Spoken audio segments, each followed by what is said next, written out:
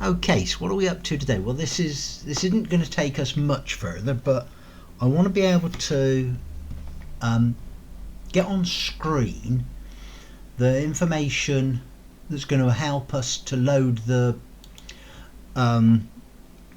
texture into the right grid cell. So I'm going to, just for now, I'm going to get rid of this validate grid, and I'm going to just blank that out because we don't need that at the moment.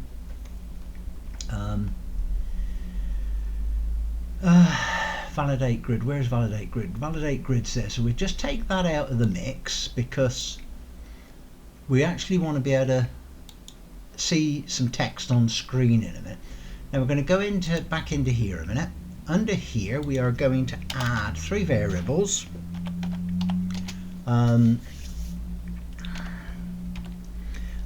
What should we do? Grid.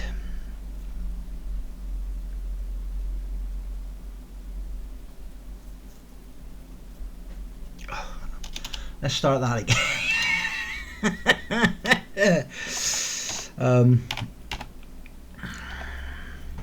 Grid index. We'll set that to -1.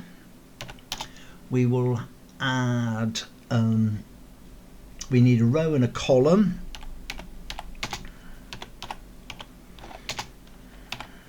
Grid row. We'll no, not like that.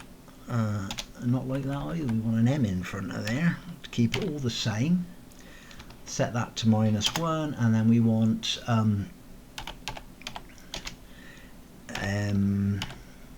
grid col.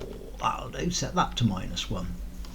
And then over in app CPP, we are going to add, all we're trying to do here, we're not trying to do anything clever at the moment, we're just trying to get, have the ability so we can print on screen which cell we're over, so we know where we're going with it. In here, in hovered, we're going to above draw list, we're just going to add those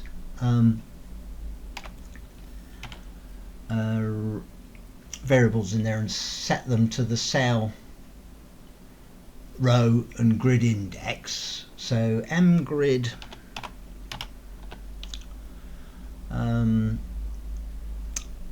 column equals cell dot column, correct, and then we want m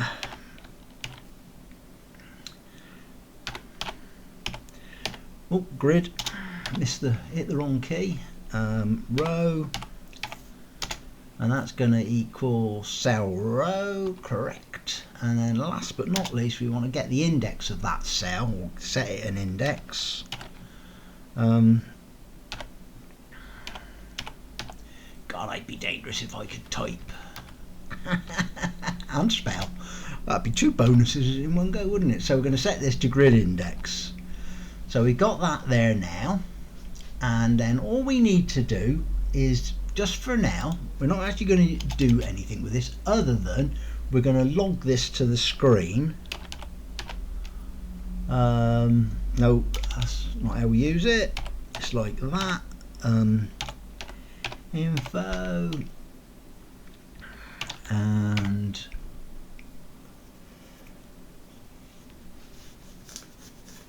yeah, something like that, I think. Mouse hovered over cell row, yeah, and the grid index. So it'll give us all of the stuff that all the goodness that we need to know. So theoretically, if we run that now, instead of the screen filling up with loads of the console filling up with a repeated output of the verification information, it what have we got on there? 2 errors. What have we done wrong? Oh yeah, of course it is, idiot. CPP 311, we've still got that called in there. Need to dispose of that.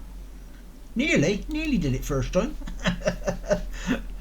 It is early in the morning here, so takes me a while to get going. So the idea of this now is when we create the grid, oh, we click it right, we've only got, it's not gone off with doing all that down the screen, but we can now just find out where we are. So we're cell row 0, cell 3, so it's 0, 1, 2, 3, row 2, row 3, and we're now getting all the cells, so we know what the index of each of these cells is. So now hopefully that will give us the information we need to be able to put this into that, not this particular picture because I'm going to change this picture next, we'll be able to put into that cell what the picture is. The other thing we've also got on here, we can now add that I've got, do it right, this now has a, I'm going to come back to this because this is a work in progress. So this the idea of this is you'll be able to click on here, what that tile, whatever the tile is, we'll be able to click on the inspector and we can hide it. If I hide this one as well, you'll see that part actually works. So we've got this bit working. We can delete them as well. So I'm going to come back to this bit because that's not finished yet, and I want to make that work much better. And I really need the tile to be set in the cell before we can use this to its full advantage, so I'll come back to that. All I was interested in doing with this was actually just getting the being able to get out exactly which cell we're over, and then of course that gives us the option to put the tile we want in that cell. Anyhow, that's all there was for that today. Thanks for watching if you did.